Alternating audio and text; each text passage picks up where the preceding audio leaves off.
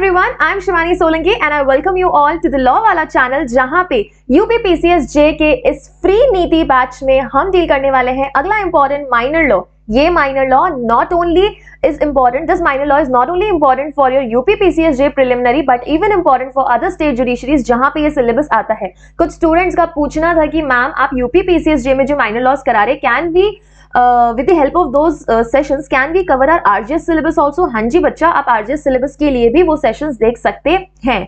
Now coming to Dowry Prohibition Act, इस act के जो 10 सेक्शंस हैं उनको तो हम कवर करेंगे ही करेंगे, साथ में after the completion of this session, that is after the complete explanation of the direct, हम कंप्लीट करेंगे यहाँ पे कुछ चुनिंदा सेक्शंस। ओके, ध्यान रहे जो हिंदी मीडियम स्टूडेंट्स हैं, मैं एक्सप्लेनेशन पूरा हिंदी में करने वाली हूँ। जो भी आपके टेक्निकल टर्म्स होंगे वो आप एक बार डायरेक्ट के साथ जरूर पढ़े बच्चों। जो हिंदी मीडियम वाले स्टूडेंट्स हैं उनसे रिक्वेस्ट है कि इंग्लिश टर्मिनोलॉजीज भी पता होनी चाहिए और इंग्लिश टर्मिनोलॉजी वाले स्टूडेंट्स को हिंदी, दैट इज टू से इंग्लिश मीडियम के स्टूडेंट्स को हिंदी टर्मिनोलॉजीज के बारे में भी पता होना चाहिए। इसलिए ऑलवेज रेकमेंड कि आप हमेशा बच्चा डिगलॉट बैरेक्ट में जाएंगे। किसमें जाएंगे? डिगलॉट बैरेक्ट में।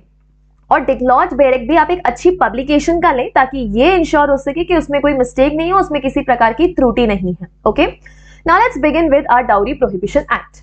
मतलब कि अगर हम देखो, जब भी आप कोई माइनर लॉ पढ़ रहे हो या कुछ स्पेशल एक्ट पढ़ रहे हो, सबसे पहले उस एक्ट का नाम पढ़ो। अगर इस एक्ट की हेडिंग में देखूं तो यहाँ पे मुझे दो वर्ड्स मिलते हैं, पहला है डाउरी, दूसरा है प्रोहिबिशन। मतलब हम दहेज का प्रतिषेध कर रहे हैं या उसका क्या कर रहे हैं, प्रोहिबिशन कर रहे हैं कि किसी भी प्रकार से ना तो दहेज लिया जाएगा ना दहेज दिया जाएगा।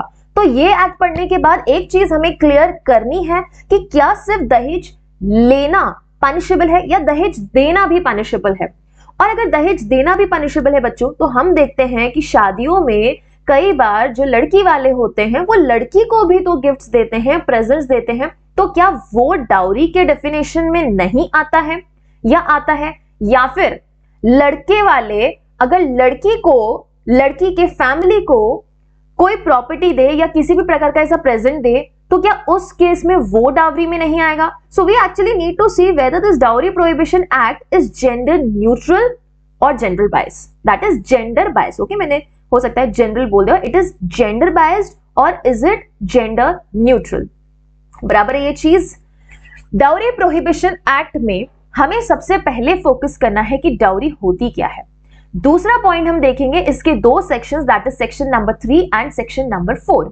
सेक्शन नंबर 3 ने बोला है ना तो आप डाउरी लेंगे ना आप डाउरी देंगे, और सेक्शन नंबर 4 में बोला है आप डिमांड ही नहीं करोगे, आप डिमांड भी नहीं करोगे। डाउरी का मात्र डिमांड करना, खाली उसकी मांग करना भी क्या पनिशेबल है या नहीं पनिशेबल है। उसके बाद आगे चलेंगे जहां पे हम एडवर्टीजमेंट के बारे में पढ़ेंगे, यहाँ पे एडवाइजरी बॉडी के बारे में पढ़ेंगे, हमारे डाउरी प्रोहिबिशन ऑफिसर के बारे में पढ़ने वाले हैं, कौन यहाँ पे रूल्स एंड रेगुलेशंस बनाता है वो सारा प्रोविजन पढ़ने वाले हैं।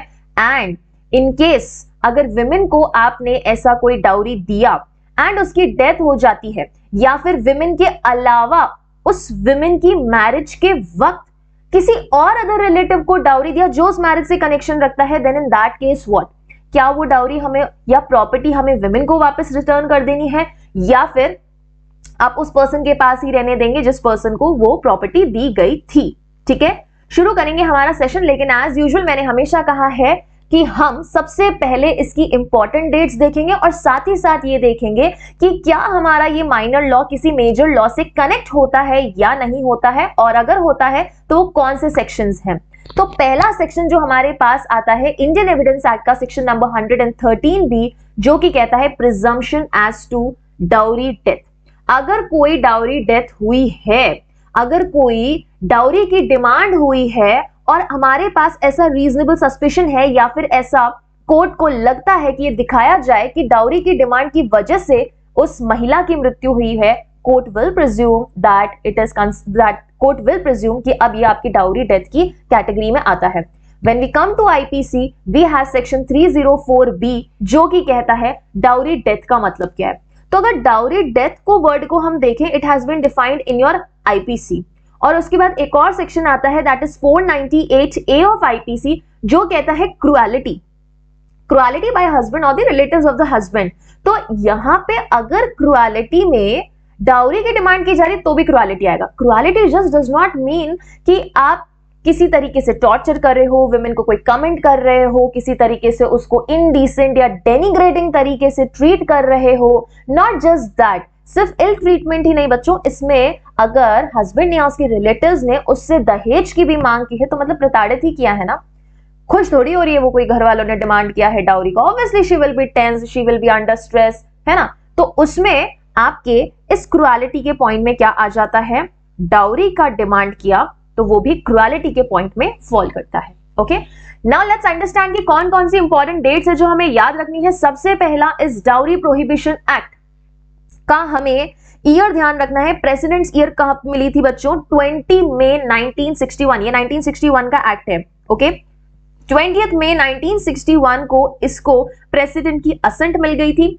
दूसरा, it came into force on 1 July 1961। 1 जुलाई याद रखना, देखो सारे माइनर लॉज का एक चार्ट जरूर बनाएंगे हम, जिससे कि आपको president's assent and when it came into force easily याद रहे। It came into force on 1 July 1961। 1984 और 1986 में दो अमेंडमेंट्स हुए थे। 84 का अमेंडमेंट एनफोर्समेंट में आया था 2 अक्टूबर 1985 का, और 1986 का जो अमेंडमेंट है वो 19 नवंबर 1986 में आया था। अब अगर मैं अमेंडमेंट की यहाँ पे डेट्स की बात करूं बच्चों, तो हम इसको थोड़ा लाइटली ले सकते हैं, रीजन बीइंग कि it is not a very landmark amendment और नॉट वेरी रीसेंट अमेंडमेंट, बराबर। तो इन दो डेट्स को आप जरूर अच्छे से ध्यान रखें। And total number of sections that we have is 10। Now as usual, section number 1 short title commencement, जो कि कहता है it applies to whole of India and except Jammu and Kashmir word has been omitted by your Jammu and Kashmir Reorganization Act which came into force on 31st October 2019। बराबर है ये चीज। Hindi medium के students बिल्कुल भी चिंता ना करें, एक्सप्लेनेशन मेरा पूरा हिंदी में रहने वाला है। कुछ टेक्निकल टर्म्स हम हिंदी और इंग्लिश दोनों में यूज करेंगे। ओके, सो अगर हम देखें सेक्शन नंबर 2, ये कहता है डाउरी क्या है, दहेज क्या है, पहले हम ये बताएंगे। तो दहेज में आपको दो चीजें देखनी है। पहला कहता है एनी प्रॉपर्टी, किसी भी प्रकार की संपत्ति। अब बच्चों संपत्ति क्या है, संपत्ति क्या है, प्रॉपर्टी को अगर देखोगे तो हमारे section number 3 of TP act देखें या अगर हम आईपीसी को देखें, हमें प्रॉपर्टी का मतलब समझ आ सकता है। यहां पे अगर प्रॉपर्टी देखूं तो उन्होंने देखो इसका स्कोप वाइड हो गया क्योंकि इन्होंने ना तो वर्ड मूवेबल यूज किया ना वर्ड इमूवेबल यूज किया। दैट मींस इसमें मूवेबल और इमूवेबल दोनों आती है, मूवेबल और इमूवेबल दोनों आती है। और हमें पता है कि टीपी एक्ट में इमूवेबल प्रॉपर्टी को अच्छे से डिफाइन कर रखा है, मूवेबल प्रॉपर्टी हमारे आईपीसी में हमको मिल जाता है, बराबर है ये चीज। नाउ इन्होंने बोला कोई भी प्रॉपर्टी या फिर कोई वैल्यूएबल सिक्योरिटी, कोई वैल्यूएबल सिक्योरिटी जो हमें सेक्शन 30 ऑफ आईपीसी में डिफाइन कर रखा है, अगर इन दोनों में से किसी भी चीज को या तो दिया गया हैज बीन गिवन और एग्रीड टू बी गिवन, या सहमति जताई गई है कि इन दोनों में से या तो संपत्ति या फिर आपकी वैल्यूएबल सिक्योरिटी, इन दोनों में से कोई चीज या तो आप दे रहे हैं या फिर आपने एग्री किया है कि देंगे, either on demand, either directly और इनडायरेक्टली, या तो आप प्रत्यक्ष या अप्रत्यक्ष रूप से दे रहे हैं, या तो सीधा सीधा आपने कैश दे दिया या फिर किसी अलग तरीके से आपने बैंक खाते में डाल दिया है, या फिर हो सकता है शादी के कुछ दिनों बाद दे दिया है आपने, लेकिन ये एग्रीमेंट जरूर हुआ है कि या तो डायरेक्टली देंगे या इनडायरेक्टली देंगे। अब लड़की और लड़के के माँ बाप में ये एग्रीमेंट हुआ कि लड़की के घर वाले लड़के के घर वाले को लगभग 50 लाख रुपए देंगे। अब 50 लाख रुपए डायरेक्टली ना दे के उन्होंने उस लड़के के बहन को कुछ जेवरात भिजवा दिए, तो इनडायरेक्टली भी हो गया, इनडायरेक्टली भी हो गया। जो चीज उन्होंने एग्री की थी उसको अगर इनडायरेक्ट तरीके से भी वो परफॉर्म कर रहे हैं, it will amount to dowry, it will amount to dowry का लेना देना। ओके, अब ये देखो इन्होंने बताया है कौन सी दो पार्टीज के बीच में डाउरी का लेन देन हो रहा है। पहला उन्होंने बोला one party to the marriage and another party to the marriage. विवाह में जो एक पक्षकार है यदि वो दूसरे पक्षकार को डाउरी देता है तो सेक्शन नंबर 2 में वो डाउरी में आएगा। तो section number 2 is gender neutral. Can I से दिस और नॉट? कमेंट सेक्शन में स्टूडेंट्स बताएंगे। ये क्लास अगर आप रिकॉर्डेड देख रहे हैं तो आप सेशन खत्म होने के बाद मुझे कमेंट सेक्शन में मेंशन करके बताएंगे, not in the live chat. Comment section में नीचे मेंशन करके बताएंगे यस और no, section number 2 is gender neutral और नो। कहीं पर भी क्या ये बोला कि सिर्फ लड़की के घर वालों को ही के द्वारा ही अगर लड़के के घर वालों को कुछ दिया जा रहा है, कुछ प्रॉपर्टी या वैल्यूएबल सिक्योरिटी दी जा रही है, वो डाउरी में आएगी? नहीं, उन्होंने साफ साफ बोल दिया एक पक्षकार, शादी का जो एक पार्टी है वो शादी की दूसरी पार्टी को क्या कर रहा है, किसी प्रकार का प्रॉपर्टी या वैल्यूएबल सिक्योरिटी दे रहा है। या फिर दूसरा क्या हो सकता है, उस पार्टी के पेरेंट्स एक दूसरे को, उस पार्टी के पेरेंट्स एक दूसरे को क्या कर रहे हैं, वैल्यूएबल सिक्योरिटी या प्रॉपर्टी दे रहे हैं। It will amount to dowry. बराबर है ये चीज। अब इन्होंने अगला सवाल आया है कि दिया कब जा रहा है, कब दिया जा रहा है? आइदर एट द मैरिज, शादी के वक्त दिया जा रहा है, बिफोर मैरिज दिया जा रहा है, शादी से पहले दिया जा रहा है, या आफ्टर मैरिज, विवाह के पश्चात दिया जा रहा है। एट मैरिज मतलब फेरे वेरे ले लिए, वो 4-5 दिन की जब रस्म होती है उस दौरान। शादी से पहले कई बार हमको पता है कि लोग सगाई में ही पैसा ले लेते हैं, सगाई 2-3 साल रखते हैं या फिर बचपन में सगाई कर देते हैं, जब वो बालिग होते हैं तब शादी करते हैं। तो उस स्पैन में, उस टाइम पीरियड में, उस अवधि में वो क्या करते हैं, दहेज का लेन देन कर लेते हैं। दूसरा है आफ्टर मैरिज, विवाह के पश्चात भी, शादी के बाद भी पार्टीज एक दूसरे से दहेज लेते हैं। और हम तो देख रहे हैं ना 498A में, 498A is an offence against marriage. वो अपराध किसके विरुद्ध है, शादी के विरुद्ध अपराध है। तो वहां पे तो शादी के बाद ही तो क्रुएलिटी हो रही है, उसके बाद ही तो डाउरी की डिमांड हो रही है।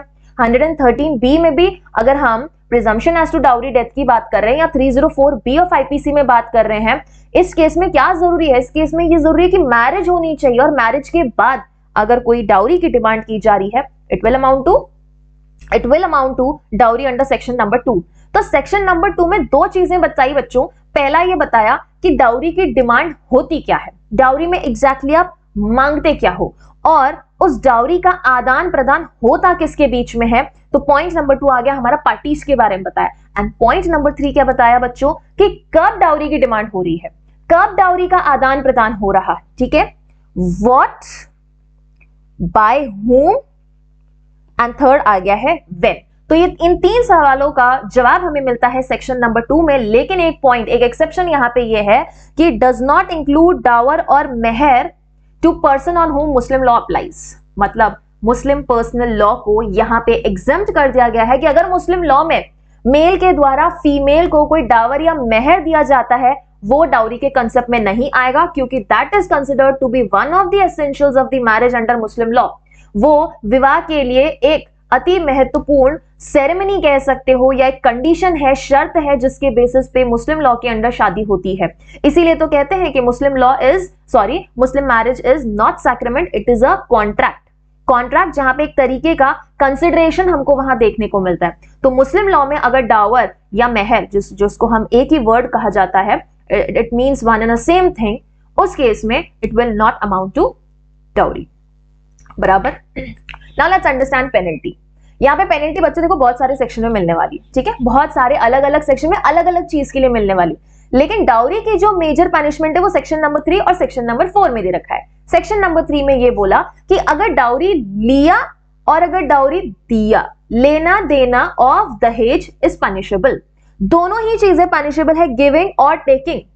एंड सेक्शन नंबर 4 में क्या बोला, डिमांड, डाउरी की डिमांड करना पनिशेबल है। मतलब अभी देना लेना तो दूर, अगर ससुर जी ने जाके अपनी बहू के मायके में ये डिमांड भी कर ली, या लड़के ने अपनी वाइफ के मायके में जाके डिमांड भी कर लिया, वाइफ से भी डिमांड कर ली, किसी से भी डिमांड कर ली है, that is what, that is punishable. ठीक है, सेक्शन नंबर 3 का सबसेक्शन 1 ये कहता है, एनी पर्सन गिव्स, टेक्स और अबेट्स, या तो देता है, लेता है, या दुष्प्रेरण करता है। हिंदी मीडियम के स्टूडेंट्स, अगर मैं कुछ बोल रही हूं वहां पे ध्यान देंगे। नॉट नेसेसरी कि इंग्लिश में कंटेंट लिखा है तो नहीं समझ आएगा, डेफिनेटली समझ आएगा, डू नॉट वरी। ओके, या तो देता है, लेता है, या दुष्प्रेरण करता है। किस चीज के लिए? दुष्प्रेरण किसका कर रहा है? दुष्प्रेरण डाउरी के लेन या देन के लिए कर रहा है। कोई और व्यक्ति आके ससुर जी को बोलता है कि आप बहू के यहां से दहेज क्यों नहीं मांग लेते, बहू के मायके से दहेज क्यों नहीं मांग लेते, मतलब अबेटमेंट कर रहा है कि चाहिए भैया डाउरी का डिमांड कीजिए। Okay, then in that case में, तीनों ही केसेस में मिनिमम पनिशमेंट है 5 years एंड फाइन। अब यहां पे जो फाइन रहेगा वो आपका कितना रहने वाला है, 15,000 रुपीज। या तो आपका फाइन बच्चों 15,000 रह सकता है, या फिर रहेगा equal to the value of the dowry. जितनी डाउरी मांगी गई या जितनी डाउरी दी गई, उस डाउरी में दी गई प्रॉपर्टी की वैल्यू कितनी है, उसके इक्वल के अमाउंट का फाइन लगेगा। और उस प्रॉपर्टी की वैल्यू में से यस 15,000 में से जिसकी अमाउंट या जिसकी वैल्यू ज्यादा है वो फाइन लगेगा। फॉर एग्जाम्पल, यहाँ पे एक हस्बैंड था, उसने वाइफ से डाउरी का डिमांड किया या वाइफ के घर वालों से डाउरी का डिमांड किया, ठीक है। अब इस हस्बैंड ने क्या बोला कि मुझे 1 लाख की एक स्कूटी दीजिए, ठीक है, एक्सेस 125 दीजिए, लगभग 1 लाख की आ जाती है, ठीक है। तो उसने बोला कि 1 लाख की आप मुझे स्कूटी दीजिए। तो इस केस में बच्चों डिमांड की बात नहीं, यहां डिमांड, मैं इस एग्जांपल को एक बार ऑल्टर कर रही हूं, नॉट जस्ट डिमांड, इसने वाइफ से मांग लिया और वाइफ ने इसको दे दिया, मतलब it has been taken by husband. तो जब यहाँ पे हस्बैंड ने लिया है डाउरी, तो उस केस में 1 लाख रुपए का जो स्कूटी है उसका वैल्यू ज्यादा है रुपीज 15,000 का, ऑब्वियसली 1 लाख स्कूटी। तो फिर यहाँ पे फाइन आपको 1 लाख रुपीज का लगेगा एज वेल एज 5 ईयर की पनिशमेंट। बराबर है ये चीज। तो यहाँ पे लगभग आपको 5 इयर्स की पनिशमेंट प्लस फाइन, या तो वो होगा 15,000 मिनिमम, या फिर आपका प्रॉपर्टी की वैल्यू के जितना, उन दोनों में से जो भी ग्रेटर होगा वो सीधा सीधा एग्जाम में आ सकता है, ध्यान रखेंगे। अब इसका सबसेक्शन 1 ये कहता है कि इतना पनिशमेंट रहेगा, लेकिन सबसेक्शन 2 ने ये बोल दिया कि यहां पे जो हम सबसेक्शन 2 में जो बात कर रहे हैं ना, सबसेक्शन 2 में ये कहा गया है कि सबसेक्शन 1 वहां अप्लाई नहीं होगा जहां पे आपने प्रेजेंट्स दिए हैं। मतलब क्या बच्चों, गिफ्ट दिया है, होता है ना, लड़की की जब शादी हो रही है तो लड़की के घर वाले या बुआ, मासी, चाचा, मामा, ताऊजी, भाई, बहन क्या करते, कोई पायल दे रहा है, कोई झुमके दे रहा है ना, कोई कपड़े दे रहा है, कोई छोटी मोटी गाड़ी दे रहा है, उसको काफी कुछ दे रहा है ना। तो वो प्रेजेंट्स की कैटेगरी में क्यों आ रहे हैं मैम, फिर हम उसको डाउरी क्यों नहीं बोल रहे, क्योंकि बच्चों वहां डिमांड नहीं है। Presents given at the time of the marriage either to bride या ब्राइडग्रूम, या तो दूल्हे को या दुल्हन को, विदाउट डिमांड। कई बार होता है ना, साले साहब आते हैं जीजा जी के लिए घड़ी लेके, अक्सर देखा गया है कि साले साहब क्या हमेशा घड़ी ही लेके आते हैं जीजा जी के लिए, बहनोई के लिए। तो उस केस में जब जीजा जी या जीजा जी के परिवार में किसी ने भी उस घड़ी की मांग नहीं की और साले साहब ने आके दी, वो प्रेजेंट्स की कैटेगरी में आएगा बच्चों, गिफ्ट की कैटेगरी में आएगा, डाउरी की कैटेगरी में नहीं आएगा। लेकिन इस प्रेजेंट्स की भी, प्रेजेंट्स का आई मीन टू से, किसी भी चीज का प्रेजेंट्स की कैटेगरी में फॉल करना या उस गिफ्ट की कैटेगरी में फॉल करने के लिए 2 कंडीशंस है। पहला, वो कस्टमरी इन नेचर होना चाहिए।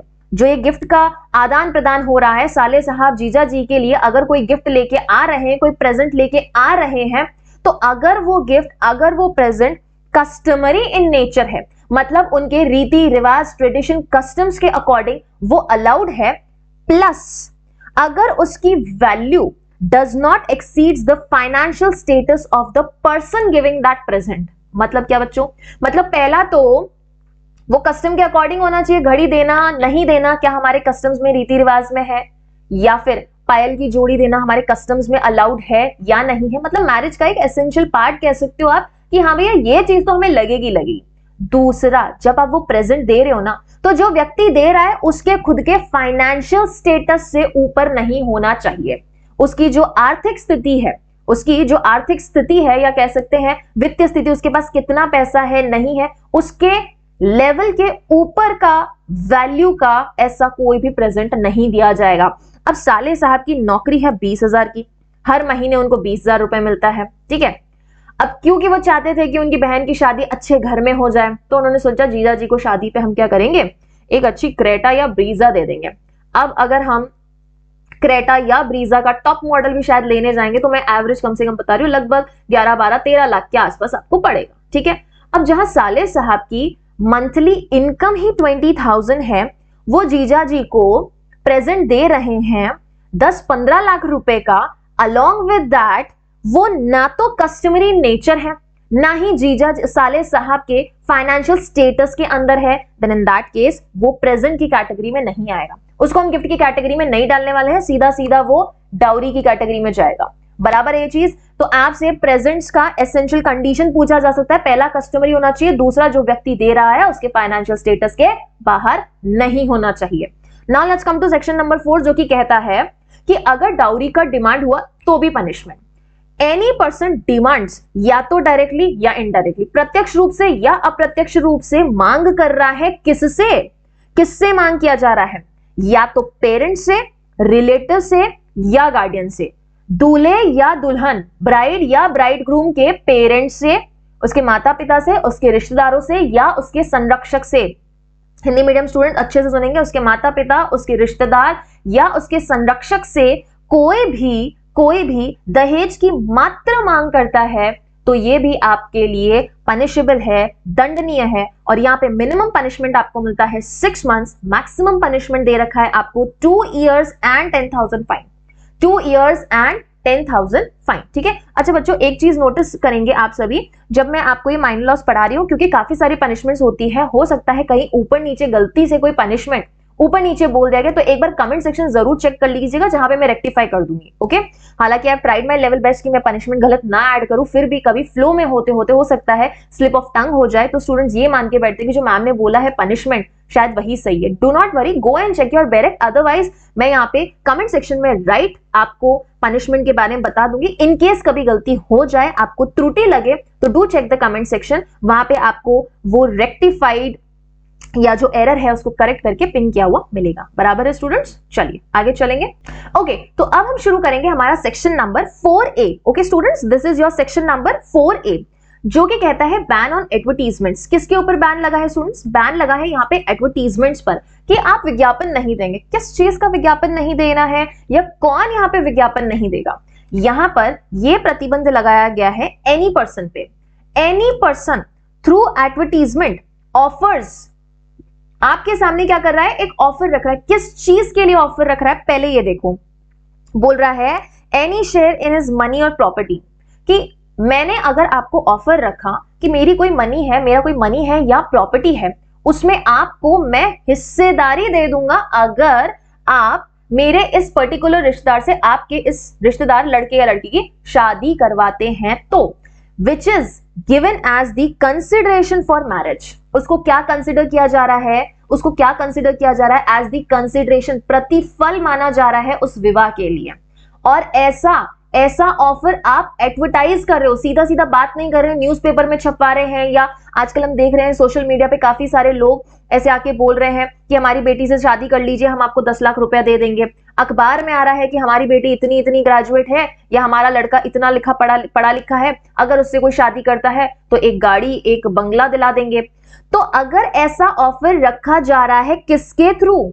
न्यूज़पेपर, जर्नल या मीडिया, या फिर आपको बोल रहा है कि मेरी जो प्रॉपर्टी है या मेरे पास जो पैसा है उसमें आपको हम हिस्सेदारी दे रहे हैं, उसमें हम आपको कोई शेयर दे रहे हैं as the consideration for marriage, ये particularly specifically section number 4A में बैंड है।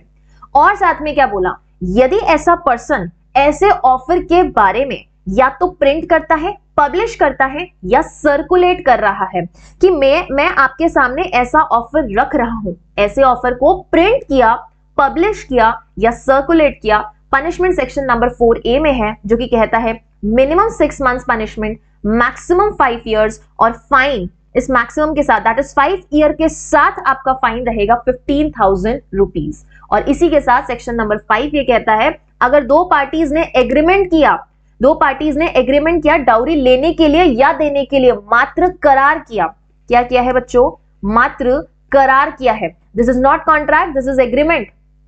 Okay, this is agreement. Agreement पहले आता है, कॉन्ट्रैक्ट बाद में आता है। सो अगर मात्र करार किया है आपने, इट इज वॉइड। ये क्या हो जाएगा? शून्य हो जाएगा। And we know that void agreement has no value in the eyes of law. Now section number 6 में बोला है कि अगर ऐसी कोई प्रॉपर्टी आपने दिया या ऐसी कोई डाउरी आपने दी वाइफ के बेनिफिट के लिए, सॉरी आपने ऐसी डाउरी दी है किसी और पर्सन को, तो भैया वो पर्सन वो प्रॉपर्टी नहीं रखेगा, सीधा उस प्रॉपर्टी को विमेन को ट्रांसफर करो ताकि विमेन का बेनिफिट हो सके, या फिर उसके हेयर्स का, उसके अगली जनरेशन का, उसके बच्चों का, उसके चिल्ड्रन का बेनिफिट हो सके। अब यहाँ पे अच्छे से चीज समझना, सेक्शन कह रहा है dowry to be for the benefit of wife और हेयर। ससुर जी ने बहू के मायके वालों से डाउरी ले लिया। डाउरी किसको नहीं मिली? वाइफ को, दैट इज उस लड़की को नहीं मिली, सीधा ससुर जी के पास चली गई। किसके पास चली गई? ससुर जी के पास चली गई। अब जब ससुर जी के पास चली गई है तो सेक्शन नंबर 6 बोलता है ससुर जी आपको तो हम पनिशमेंट के लिए ले जाएंगे, आपको तो हम पनिश करेंगे अगर आपने इस प्रिस्क्राइब टाइम लिमिट के अंदर अंदर वो प्रॉपर्टी अपनी बहू को नहीं दिया क्योंकि आपने उसके मायके से लिया है। तो जो डाउरी आपके बहू के शादी होने के वजह से, क्योंकि आप ससुर बने हैं and now you are some relative of that person women, तो क्योंकि आपको उस विमेन के ससुर जी होने के नाते आपने वो डाउरी ले ली है, तो now please transfer that dowry to the wife, क्योंकि यहां पे उस वाइफ का, दैट इज टू से कि उस महिला का क्या होना चाहिए, बेनिफिशियल इंटरेस्ट देखना चाहिए, उसके बेनिफिट के लिए यहां पे वो प्रॉपर्टी उसके पास जाने वाली है। इन केस अगर कोई हस्बैंड है, for example there is a husband, उसने डाउरी ले लिया किससे, ससुर जी से, तो यहां पे सेक्शन नंबर 6 ये कह रहा है कि ये डाउरी उसकी वाइफ को जाएगी, उसकी वाइफ को जाएगी, क्योंकि ये जो प्रॉपर्टी मिली है जिसको हम यहाँ डाउरी का वर्ड दे रहे हैं, that will be only for the benefit of that wife. और मान लीजिए अगर उस वाइफ की डेथ हो गई तो फिर उसके बच्चों को जाएगी, किसके पास जाएगी, उसके बच्चों के पास जाने वाली है, वो प्रॉपर्टी को हम वेस्ट नहीं करेंगे। If dowry is received by any person other than women to marriage, जिसकी शादी हुई है, जिस विमेन की शादी हुई है उसके द्वारा वो डाउरी नहीं ली गई है, कोई और अदर पर्सन है, ससुर हो सकता है, ननंद हो सकती है, हस्बैंड हो सकता है, सास हो सकती है, कोई भी है, ठीक है। तो in that case transfer that property to the women, उस महिला को आप प्रॉपर्टी ट्रांसफर कीजिए। कितने टाइम में ट्रांसफर करना, अभी 2 साल हो गए ससुर जी ट्रांसफर ही नहीं कर रहे, उनको प्रॉपर्टी मिल गई, गलत चीज है। आपको प्रॉपर्टी ट्रांसफर करनी पड़ेगी 3 महीने के अंदर अंदर। अब 3 केसेस हैं, ये टाइम ड्यूरेशन डिसाइड होगा on the basis of when dowry was taken. किसके बेसिस पे डिसाइड होगा बच्चों, कि डाउरी कब लिया गया था या डाउरी कब दिया गया था। If dowry has been taken before marriage, बच्ची की शादी से पहले डाउरी ले लिया गया है, तो फिर शादी होने के 3 महीने के अंदर अंदर उस बच्ची को वो प्रॉपर्टी अब वापस दीजिए, वो प्रॉपर्टी अब वो डाउरी उस बच्ची को दे दीजिए, उस विमेन को दे दीजिए, क्योंकि वो उसके बेनिफिट के लिए होनी चाहिए। अगर ये डाउरी आपने लिया है या तो शादी के वक्त या शादी के बाद, at the time of marriage और after the time of marriage, then that dowry or that property has to be returned to that woman within 3 months from the date of receipt। जिस दिन वो प्रॉपर्टी उस person, any other person के द्वारा receive हुई है, शादी के वक्त या शादी के बाद, तो उस दिन से 3 महीने के अंदर अंदर उस विमेन को आप दीजिए। ये ध्यान रखना, 3 months फ्रॉम विच डेट आपसे पूछा जा सकता है। बिफोर मैरिज है तो शादी के 3 महीने बाद, अगर शादी के वक्त या शादी के बाद डाउरी दी गई है तो फिर शादी जिस दिन, शादी के बाद या शादी के वक्त दी गई है, तो फिर जिस दिन वो प्रॉपर्टी रिसीव हुई है उस पर्सन के द्वारा, उसके 3 महीने के बाद। एंड थर्ड पॉइंट बोल रहा है जब विमेन माइनर है, then in that case what, अगर यहाँ पे विमेन माइनर है उस केस में क्या, तो उस केस में जिस दिन वो 18 साल की होती है उसके 3 महीने के अंदर अंदर उस विमेन को आप क्या करेंगे, वो प्रॉपर्टी वापस देंगे, क्योंकि ये प्रॉपर्टी उस वाइफ के बेनिफिट के लिए है। देखो, जब तक वो गर्ल मेजर नहीं होगी तब तक हम उसको प्रॉपर्टी इसलिए नहीं देते ताकि ये रिस्क नहीं रहे that she might not know how to use the property. So एक बार मेजर हो जाती है तो उसको हम पूरा प्रॉपर्टी का राइट या फिर ओनरशिप दे देते हैं। नाउ हियर प्रॉपर्टी अगर मैं वर्ड यूज कर रही हूं, दिस मीन्स डाउरी, क्योंकि अब उस विमेन को एक बार जब आपने ट्रांसफर कर दी ना बच्चों, तो उसके लिए वो डाउरी नहीं रहेगी, उसके लिए वो उसकी प्रॉपर्टी हो जाएगी। ठीक है, क्लियर है। सेकंड पॉइंट ये कहता है अगर इस पर्सन ने 3 महीने के, ये जो हमने 3 ड्यूरेशन पढ़े हैं, यहाँ पे 3 टाइप्स ऑफ ड्यूरेशन पढ़े हैं, इस टाइम ड्यूरेशन के अंदर भी अगर उस पर्सन ने डाउरी रिटर्न नहीं किया है, ट्रांसफर नहीं किया है, तो यहाँ पे मिनिमम पनिशमेंट होगी 6 मंथ्स, मैक्सिमम होगी 2 इयर्स, और फाइन रह सकता है, या तो ये 6 मंथ्स का पनिशमेंट मिलेगा फाइन के साथ, या फिर ये 2 इयर्स का पनिशमेंट मिलेगा फाइन के साथ। लेकिन फाइन कितना हो सकता है, या तो फाइन के साथ या फिर दोनों। अब जब कोर्ट फाइन भी अवॉर्ड कर रहा है तो ये कोर्ट की मर्जी है कि वो मिनिमम फाइन देना चाहते हैं या मैक्सिमम फाइन देना चाहते हैं। अगर वो मिनिमम फाइन देना चाहते हैं तो it will be 5,000 and maximum fine देना चाहते हैं तो it will be 10,000। Clear. Moving on to another subsection जो कहता है कि अगर विमेन की डेथ हो गई तो विमेन को वो प्रॉपर्टी ट्रांसफर की, उससे पहले विमेन की डेथ हो गई तो क्या? तो सीधी बात है, उसके हेयर्स क्लेम कर सकते हैं, उसके बच्चे क्लेम कर सकते हैं। और अगर विमेन की डेथ हो गई within 7 years of the marriage otherwise then the natural cause, मतलब कि अगर डाउरी डेथ हो गई तो क्या? डाउरी डेथ हो गई, then in that case property transfer किया जाएगा पहली दफा उसके बच्चों को। अगर बच्चे हैं तो बच्चों को, अगर बच्चे नहीं हैं तो फिर उसके पेरेंट्स को जाएगी। किसके पेरेंट्स को? जिस विमेन की डेथ हो गई है, जिस विमेन को हमें वो डाउरी वाली प्रॉपर्टी देनी थी लेकिन उसकी डेथ हो गई। उसकी डेथ हो गई, बच्चे नहीं हैं तो क्लेम कौन करेगा? फिर बच्चे नहीं है तो फिर आप पेरेंट्स को देंगे। क्लियर है चीज? ये है आपका subsection 3। Now when we move on to subsection 3A, ये कहता है कि इसके बाद भी सबसेक्शन 1, 2, 3, 2 में जब हमने उसको पनिशमेंट दे दिया, यहां पे 2 में हमने जब उसको पनिशमेंट दे दिया, उसके बाद भी अभी भी ट्रांसफर नहीं किया है, then in that case court can order कि पनिशमेंट तो मिलेगा ही मिलेगा, अब तुमको एक और एडिशनल फाइन मिलेगा, दैट इज वो फाइन रहने वाला है equal to the value of property. आप कोर्ट में आइए, जितने लाख की प्रॉपर्टी आपने एज अ डाउरी ली है या ली है और अभी तक आपने रिटर्न नहीं की है, देन इन दैट केस आपने जितनी डाउरी ली थी उसके वैल्यू के इक्वल का अमाउंट यहां पे आपको एज अ फाइन पे करना पड़ेगा। क्लियर है? क्लियर चीज? तो आगे चलेंगे जहां अब हमें बात करनी है कॉग्निजेंस। कॉग्निजेंस कौन लेगा ऐसे मामले में जब आपका सेक्शन 3 या सेक्शन 4 में ऑफेंस हुआ है? तो उन्होंने बोला cognizance can be taken by no court inferior to metropolitan magistrate या judicial magistrate first class.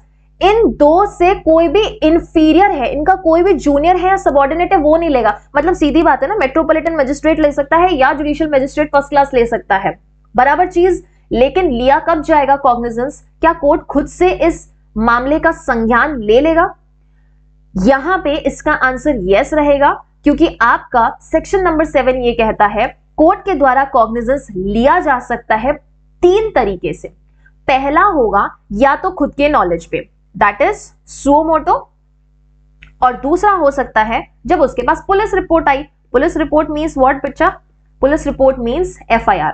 And जो थर्ड पॉइंट है, उन्होंने बोला कि अगर कोर्ट के पास कंप्लेंट आई है या तो एग्रीव्ड पर्सन के द्वारा, जो व्यथित व्यक्ति है उसके द्वारा, या उसके पेरेंट्स के द्वारा, रिलेटिव्स, गार्डियन, या फिर recognised welfare institution. Recognised welfare institution भी यहां कंप्लेन कर सकता है कोर्ट में कि ऐसी कोई डाउरी की डिमांड की जा रही है, लिया जा रहा है या दिया जा रहा है। अब यहां पे सवाल ये बनता है कि who is a recognised welfare institution?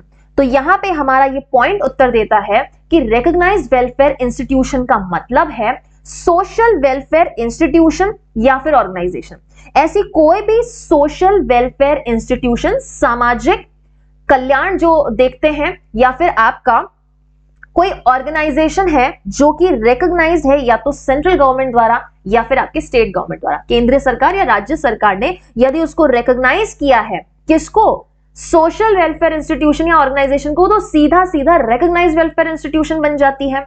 बराबर है ये चीज। और इन्होंने बोला जब आप लिमिटेशन ले रहे हैं, जब कोर्ट लिमिटेशन लेगा तो चैप्टर नंबर 36 ऑफ CRPC यहां अप्लाई ही नहीं होगा।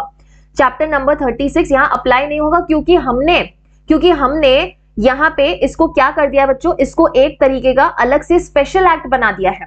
इसका जब हमने स्पेशल एक्ट बना दिया है तो एक्सक्लूसिवली पावर यहां पे किसको मिल गया? पावर भी यहां पे हमारे इन मैजिस्ट्रेट्स को मिल चुका है।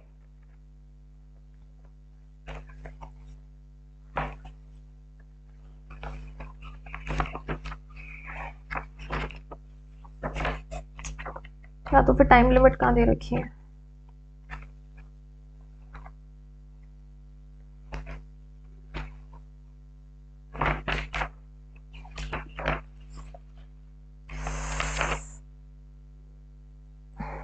No limitation for cognizance. अच्छा,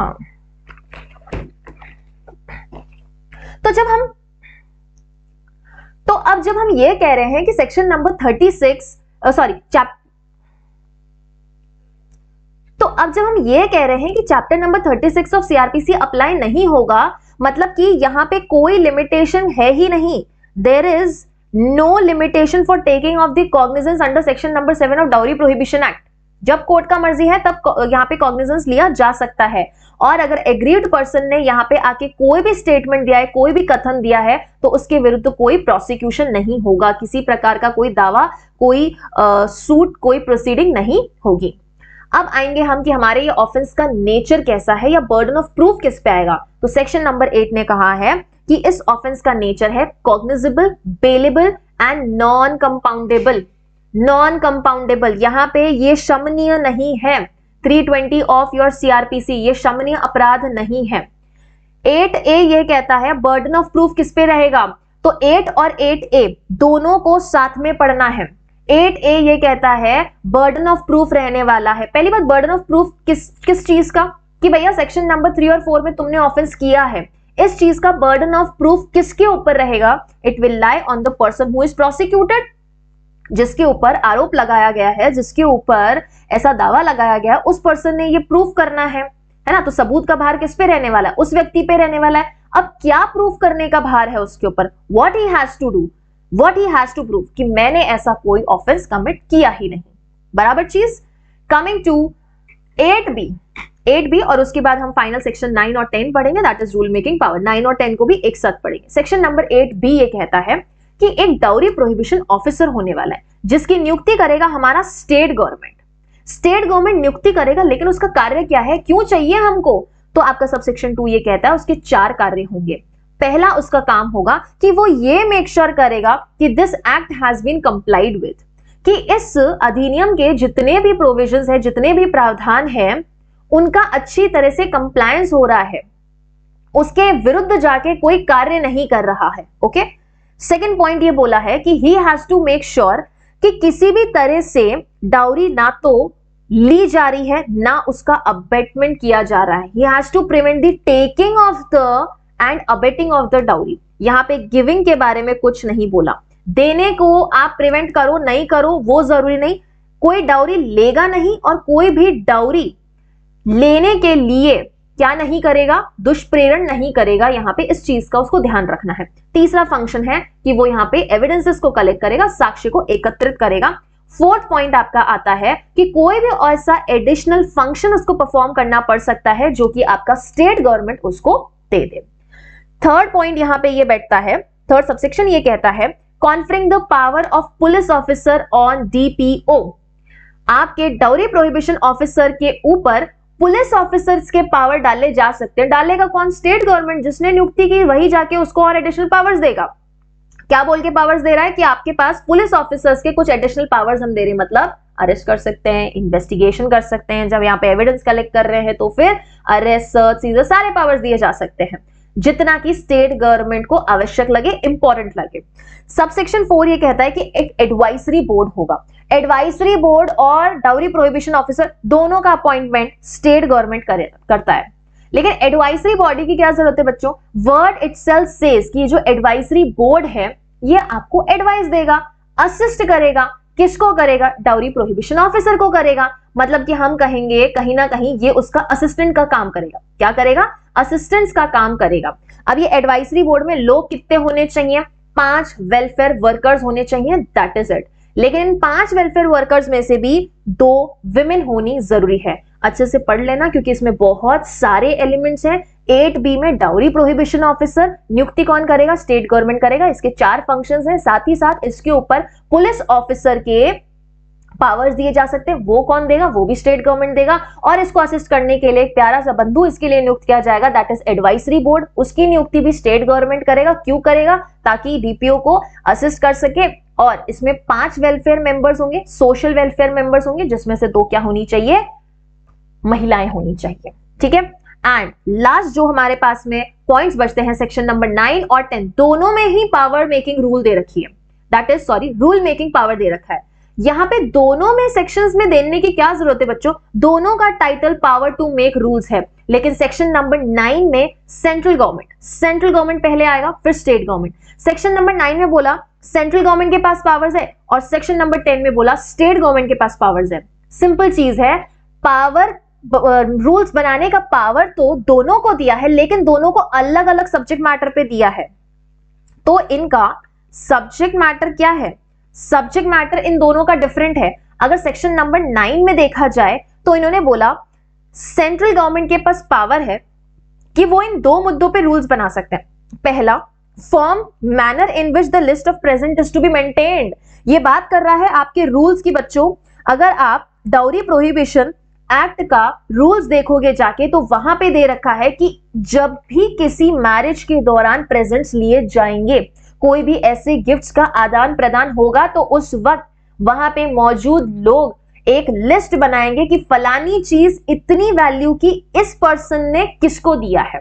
होता है ना, जैसे जब आपने शादियां देखी है, फॉर एग्जाम्पल जब राजस्थान में यहाँ शादियां होती है ना, तो एक बड़ा सा टेंट लगाया जाता है जब बहुत सारे लोग एक साथ बैठते हैं और एक होशियार व्यक्ति जो कि ज्यादातर गांव का अध्यापक होता है ना, generally I have seen this in villages, जिसकी राइटिंग बहुत सुंदर होती है, उसको एक सुंदर सी डायरी दी जाती है और बोला जाता है कि भैया लिखो कि किसने कितना रुपया डाला, किसने कितना कपड़ा दिया, किसने साफा दिया, किसने पैंट दिया, शर्ट दिया, किसने कितनी ड्रेस दी, किसने कितना गहना दिया, किसने कितना रुपया डाला, जिसे कि हमारे राजस्थान में कहते हैं कि ननियाल पक्ष क्या लेके आता है, मायरा लेके आता है, और जो लिखा जाता है उसको क्या कहा जाता है, न्योता।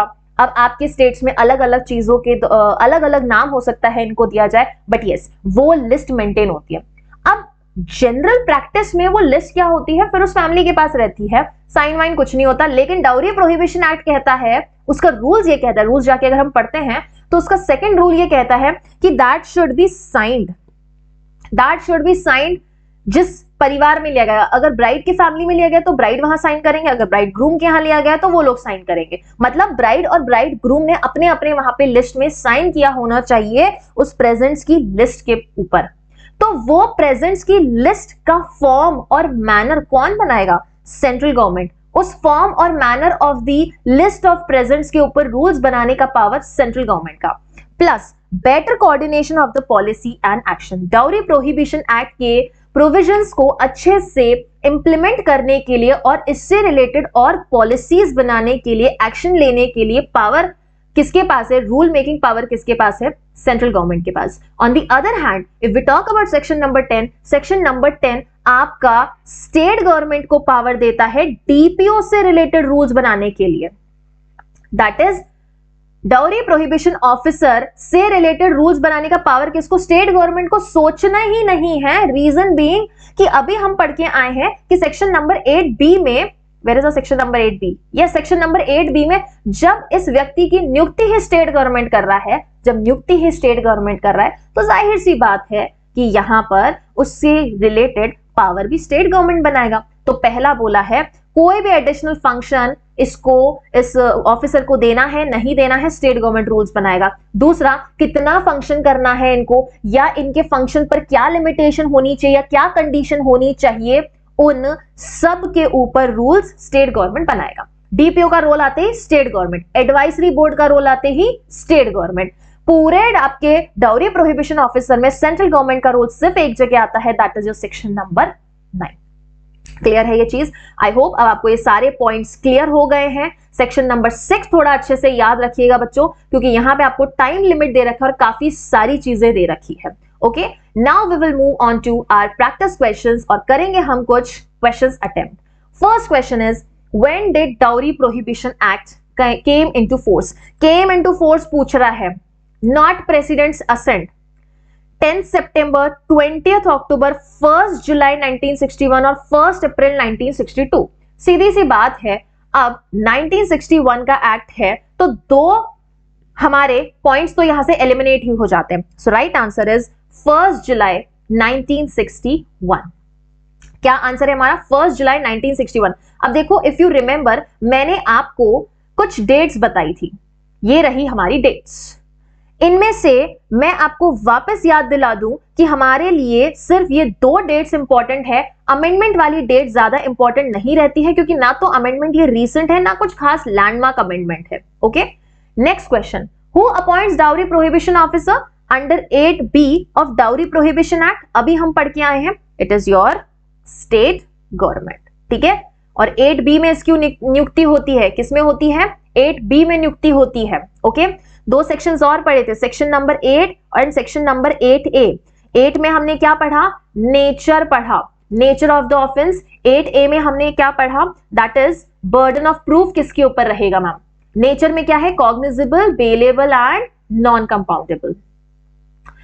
When did Dowry Prohibition Act receive President's assent? President का assent कब मिला? 20 मई 1961, 20th October 1971, 1st July 1961 and 1st April 1962। सीधा सा जवाब है 20th May 1961। As per Dowry Prohibition Act, when any person is prosecuted for taking or abetting the taking of dowry, then the burden of proving that he or she has not committed the offense। तो यहाँ पे सबूत का भार किसके ऊपर रहेगा? धारा 8B के अंदर। सेक्शन 8B में क्या बोला है? Sorry, 8B is related to your dowry prohibition officer। 8A में ही हम burden of proof की बात करते हैं, तो ये burden of proof किसके ऊपर रहेगा? The person who is being prosecuted।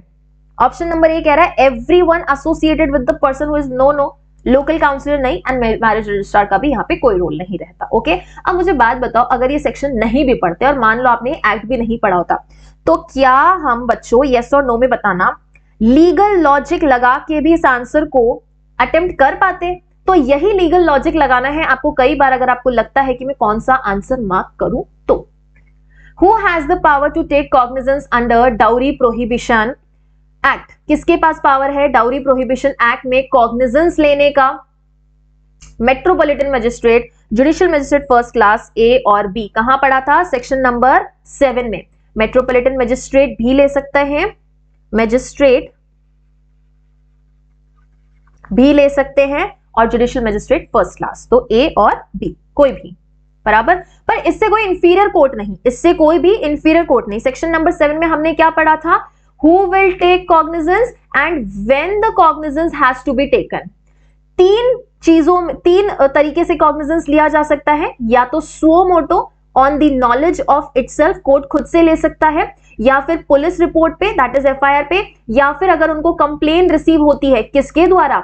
Parents के द्वारा, रिलेटिव्स के द्वारा, गार्डियन के द्वारा, एग्रीव्ड पर्सन के खुद के द्वारा, या फिर रजिस्टर्ड वेलफेयर इंस्टीट्यूशन के द्वारा। और बच्चों ये रजिस्टर्ड वेलफेयर इंस्टीट्यूशन कौन होता है? वही है that is social welfare institution या सोशल वेलफेयर ऑर्गेनाइजेशन, जिसको कि हमारे स्टेट गवर्नमेंट या सेंट्रल गवर्नमेंट ने रिकॉग्नाइज किया है। Who has the power to appoint advisory body? Advisory body मैंने बोला था इसमें दो लोगों के बारे में बात की है। एडवाइजरी बॉडी भी किसमें है? 8B में ही दे रखी है। डाउरी प्रोहिबिशन ऑफिसर के जस्ट नीचे दे रखा है उसको। वो काम क्या करता है? उसका काम है असिस्ट करना। किसको असिस्ट करेगा? DPO को असिस्ट करेंगे। ओके, तो यहां पे उसका अपॉइंटमेंट कौन करेगा? State government, central government, both A और B. Right answer is state government. What is the nature of offence under dowry prohibition act? Offence का नेचर पूछा है, सेक्शन नंबर 8 से क्वेश्चन आया है। कॉग्निजेबल है, बेलेबल है एंड नॉन कंपाउंडेबल है। ठीक है, have we marked the right answer? Yes और no? Yes, we have marked the right answer. Who has the power to make rules under Section 9 of Dowry Prohibition Act? हमने section 9 और section 10 दोनों साथ में पढ़ा था। सेक्शन नंबर 9 में हमने बोला सेंट्रल गवर्नमेंट को पावर है, लेकिन बच्चों किससे रिलेटेड पावर है उनको? पहला उनको पावर है कि जो लिस्ट है प्रेजेंट्स की, लिस्ट है प्रेजेंट्स की, उससे रिलेटेड वो रूल्स बना सकते हैं, उससे रिलेटेड वो रूल्स बना सकते हैं। दूसरा, कोई भी पॉलिसी बनाना है या कोई भी एक्शन लेना है इस एक्ट से रिलेटेड, इस एक्ट के अच्छे इंप्लीमेंटेशन के लिए, तो हमारा सेंट्रल गवर्नमेंट रूल बनाएगा। एग्रीमेंट फॉर गिविंग और taking dowry under dowry prohibition act is valid, void, voidable. वैध है, शून्य है, शून्य करणीय है, या फिर हमारे पक्षकारों के ऊपर निर्भर करता है। It is completely void. अच्छा, कौन सा सेक्शन है? सेक्शन नंबर 5, सेक्शन नंबर 5, क्योंकि 3 किसकी बात करता है? 3 बात करता है गिविंग या टेकिंग ऑफ डाउरी की, 4 बात करता है डिमांड ऑफ डाउरी की, 5 बात करता है हमारे इस एग्रीमेंट की। अच्छा, 4A भी है हमारे पास जो कि किसकी बात करता है? Ban on advertisement. 6 किसकी बात करता है कि अगर कोई डाउरी लिया गया है तो वो किसके बेनिफिट के लिए होना चाहिए? That should be for the benefit of the women, sorry that is your wife, या फिर उसके हेयर्स के लिए। ठीक है, यहाँ टाइम लिमिट दे रखा है 3-3 महीने का आपको सब जगह, बट 3 months फ्रॉम व्हेन, ये चीज ध्यान रखना। ओके, सेक्शन नंबर 7 में cognizance. Who has the power to make rules under section number 10? State government, central government, A और बी। सेक्शन नंबर 10 जो कि रूल मेकिंग पावर बता रहा है स्टेट गवर्नमेंट की, किससे रिलेटेड रूल्स हैं बच्चों? डाउरी प्रोहिबिशन ऑफिसर से रिलेटेड रूल मेकिंग पावर है हमारे स्टेट गवर्नमेंट की, जो कि बताएंगे कि हमारा डीपीओ फंक्शन कैसे करेगा, हमारे डीपीओ की लिमिट्स क्या होनी चाहिए, उसके लिए कंडीशंस क्या होनी चाहिए, या फिर और कोई एडिशनल फंक्शन अगर उसे करना है, मैं यहां लिख देती हूं, और कोई एडिशनल फंक्शन करना है तो वो भी हमारा सेंट्रल गवर्नमेंट नहीं स्टेट गवर्नमेंट बताएगा। So that was all from my side in this session and I hope आपको ये सेशन बहुत पसंद आया। और बच्चों अगर पसंद आया है तो कमेंट सेक्शन में जरूर बताओ, not just in live chat but class over होने के बाद कमेंट सेक्शन में जरूर बताएं। अच्छा, वन मोर थिंग, अगर आपको लग रहा है ये पीडीएफ कैसे लेना है तो मैं आपको क्लियर कर दूं, इस पीडीएफ को आप ले सकते हैं। ये जो वीडियो है इसके नीचे आपको डिस्क्रिप्शन में एक पिन किया हुआ एक लिंक मिलेगा, उस लिंक से आप सीधा जाएंगे पीडब्ल्यू के वेबसाइट पे, या फिर ऐप डाउनलोड करके रख सकते हैं। ये वहां पर आपको सीधा राउट कर देगा, वहां पे आप जाके इस नीति बैच को एनरोल कीजिएगा। This is completely free of course. आपको वहां पे कहीं पर भी क्लिक करने से कोई पैसा नहीं लगने वाला, लेकिन उसको एनरोल जरूर कर दीजिएगा। एनरोल करते हुए किसी प्रकार का कोई भी फीस नहीं लगने वाला है। जब आप इस बैच को वहां एनरोल करोगे बच्चों, तो वहां से आप सेशंस देख पाओगे और पीडीएफ भी आपको वहीं से मिल जाएगी। So I hope you have enjoyed this session. Now we will meet in another new session. Till then, thank you so much.